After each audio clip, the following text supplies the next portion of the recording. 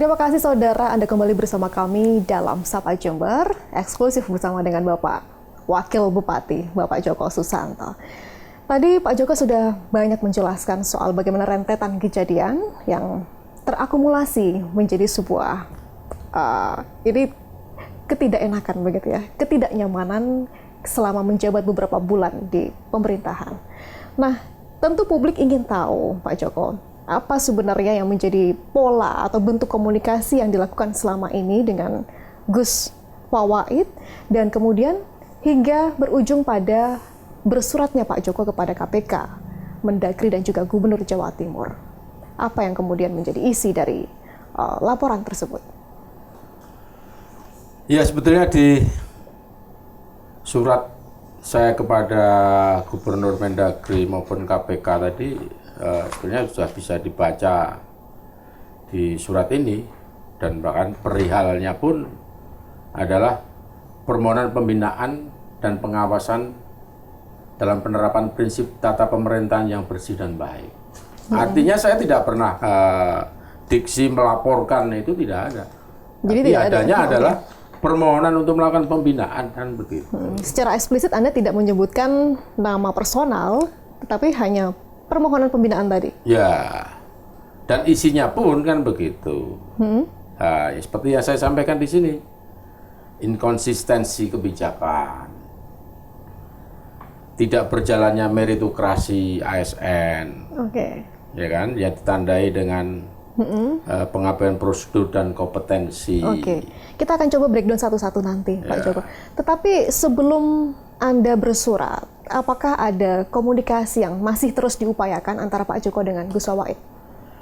Secara formal pasti, kan begitu. Saya lakukan, sehingga dalam bentuk kalau saya sedang bersurat, saya sedang bikin nota dinas kepada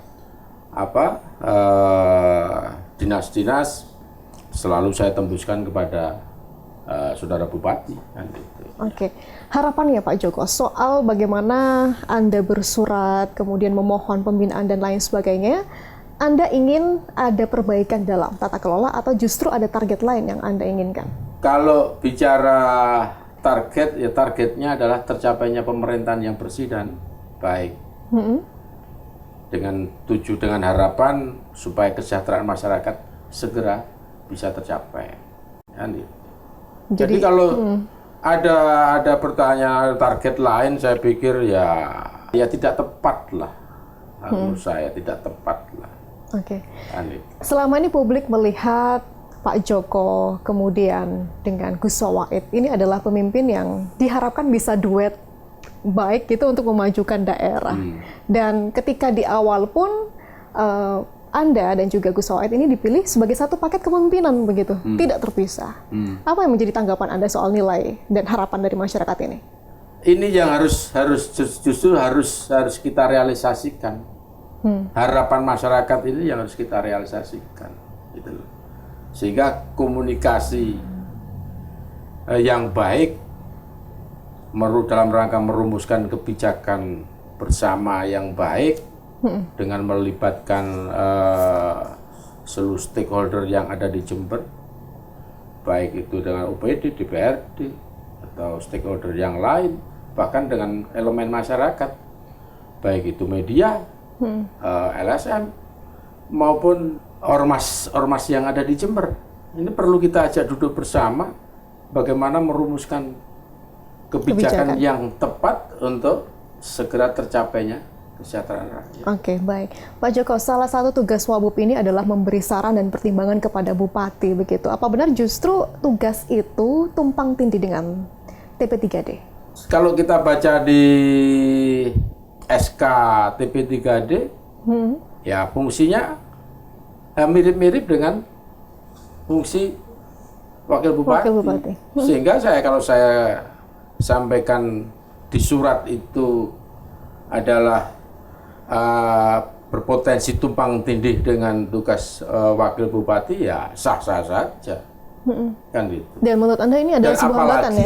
Apalagi sebagaimana instruksi Presiden tentang efisiensi, pembentukan staf ahli seperti itu tidak disarankan, kan gitu. Baik. Nah, belum lagi kalau kita melihat kapasitas yang duduk di TP3D, apakah mencerminkan orang yang punya kapasitas, orang yang punya pengalaman panjang di bidang pemerintahan? Ini sebuah pertanyaan lagi. Kalau Pak Joko menilai peran TP3D yang ideal agar tidak tumpang tindih ini seperti apa? Ya, kalaupun harus ada, itu harus diisi oleh orang-orang yang punya kapasitas dan pengalaman panjang di bidang pemerintahan, dan itu sifatnya mesti harus ad hoc, bersifat sementara, bersifat menjawab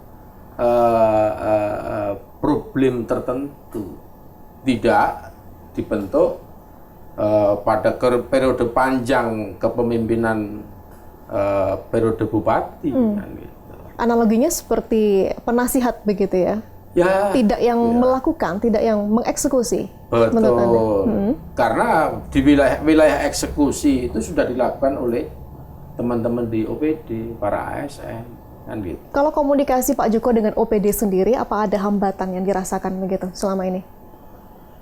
Ya, mungkin masyarakat bisa melihatlah, paling tidak masyarakat bisa membaca di media sosial, kan gitu.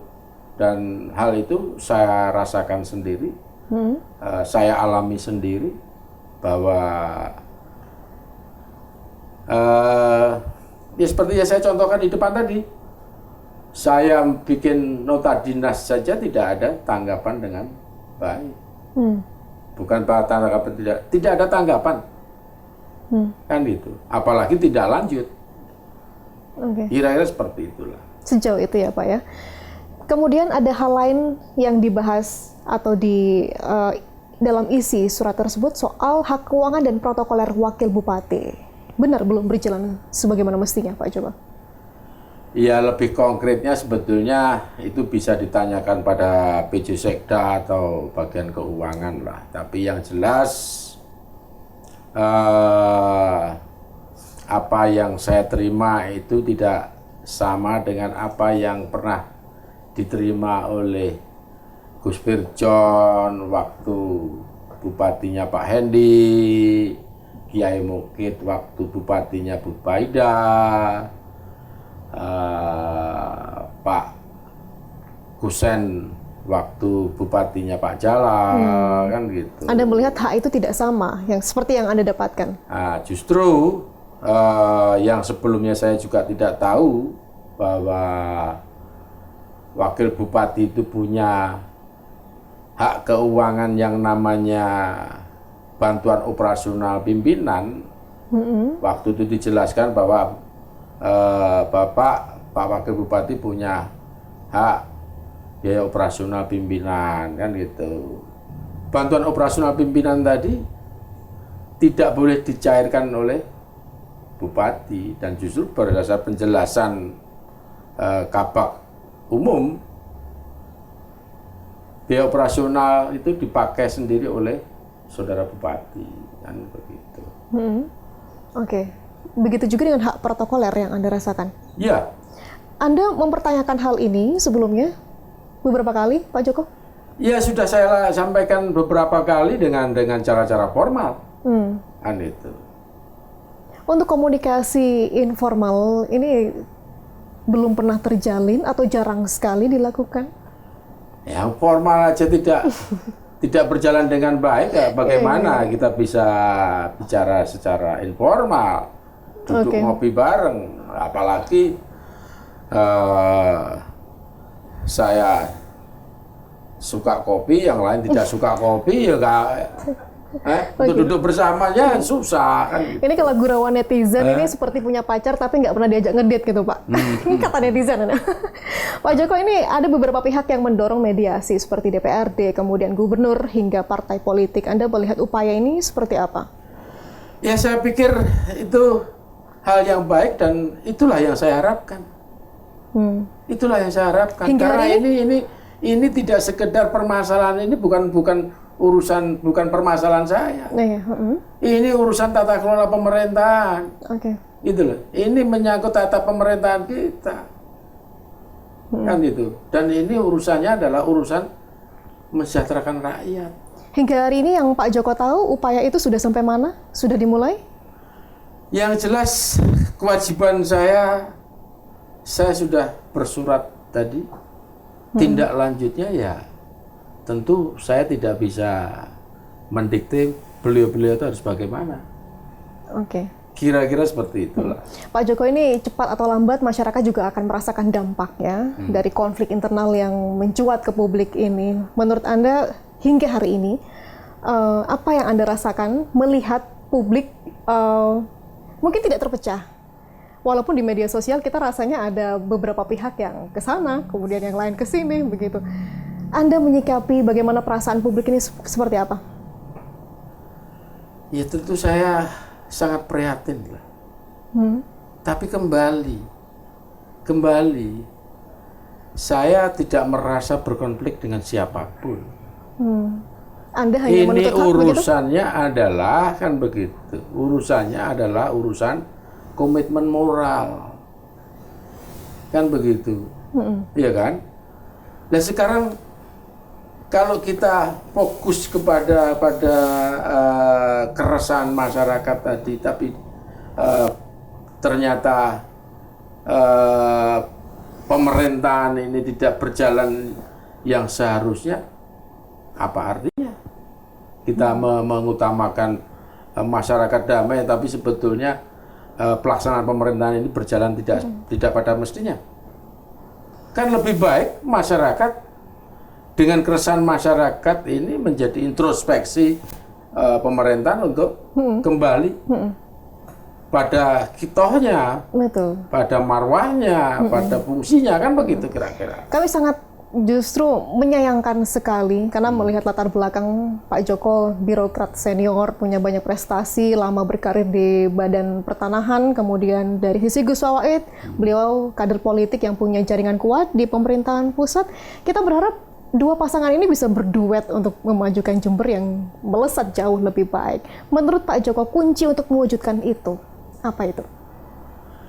Ya kuncinya komitmen tadi harus dijalankan. Tidak ada kata lain, komitmen tadi harus dijalankan. Kebersamaan dalam rangka merumuskan kebijakan itu yang harus dijalankan dengan baik, yang harus direalisasikan. Gitu loh. Oke. Ya saya kan sangat naif kalau saya jadi wakil bupati, tapi saya tidak pernah bisa berbuat apa-apa. Kan begitu. Ya kalau memang wakil bupati itu adalah tidak ada fungsinya. Ya regulasinya aja dirubah dong. Pilkada itu nggak perlu ada wakil bupati. Kan begitu kira-kira. Iya kan? Hingga hari ini Pak Joko, Anda menangkap atau membaca keberatan dari pihak Bupati Gus Wawait ini, apa yang menjadi kendala untuk tidak melibatkan Anda? Kalau itu ya silahkan ditanya pada yang bersangkutan saja. Oke. Iya kan, saya tidak tahu apa motivasinya, apa alasannya. Kenapa dia tidak melibatkan saya? Padahal jelas saya mau bergabung di urusan ini adalah komitmen kebersamaan. Bisa dipastikan tuntutan Anda tidak banyak, hanya ingin berkontribusi mengabdi kepada Ya, masyarakat. sebagaimana saya sampaikan tadi, semua tadi sudah tertuang di akte perjanjian notaris. Kan begitu. Oke. Iya kan? Nah, kalau itu saja tidak dipenuhi, dan kembali mungkin pada kesempatan ini ya saya pastikan bahwa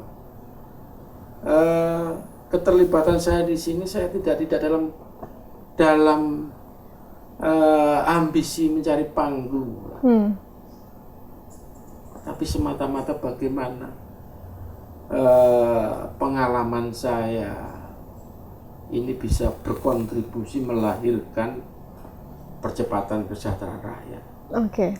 Itu saja. Pak Joko, terakhir, menjadi birokrat senior yang sudah melanglang buana, kita tadi sudah bahas bagaimana laporan ke KPK hingga kemudian kondisi dinamika komunikasi, dan tentu Anda yang saat ini sudah menjadi tokoh yang dipercaya oleh masyarakat memimpin pemerintahan di Kabupaten Jember pasti punya mimpi.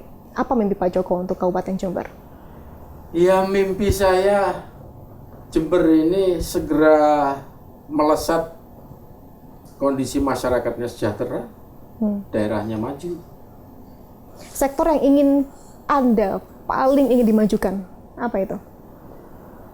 Ya tentu nomor satu ya kita harus bicara kemajuan sumber daya manusianya. Pendidikan? Kan pendidikan pasti, tapi pendidikan pun juga tidak cukup. Karena pendidikan harus berbasis moral. Karena pandai bagi saya tanpa dibarengi dengan moral hanya akan bikin kerusakan kan begitu. Jadi pendidikan dan moral itu harus menjadi satu kesatuan. Oke, Pak Joko, ini segala informasi yang diberikan kita harap bisa menjadi pencerahan bagi masyarakat. Karena kami pasti selalu penasaran apa sebenarnya yang terjadi antara Pak Joko dengan Gus Fawait. Kita tidak ingin hal semacam ini terjadi berlarut, karena tentu kita harap bagaimana pasangan yang, ini pasangan yang sangat luar biasa dengan latar belakang masing-masing, kita harap bisa memajukan Jember. Kita akan bersua di lain kesempatan, mudah-mudahan diberi kesempatan tersebut. Terima kasih atas segala informasi yang diberikan. Sama-sama. Selamat bertugas kembali dan salam sehat selalu Pak Joko. Dan saudara, itu tadi perbincangan kami bersama dengan Wakil Bupati Jember, Bapak Joko Susanto. Dari perbincangan ini kita belajar bahwasanya dinamika dari pemerintahan ini begitu penuh dengan tantangan. Namun yang terpenting adalah bagaimana langkah kita ditujukan dan dimaksudkan untuk kemajuan Kabupaten Jember. Kita harap Pak Joko dan juga Bupati Gus Fawait bisa menyingkirkan ego masing-masing, kembali berjalan beriringan, dan juga menempatkan kepentingan masyarakat di atas segalanya. Akhirnya saya Pia Mediana pamit undur diri, sampai jumpa di Sapa Jember berikutnya.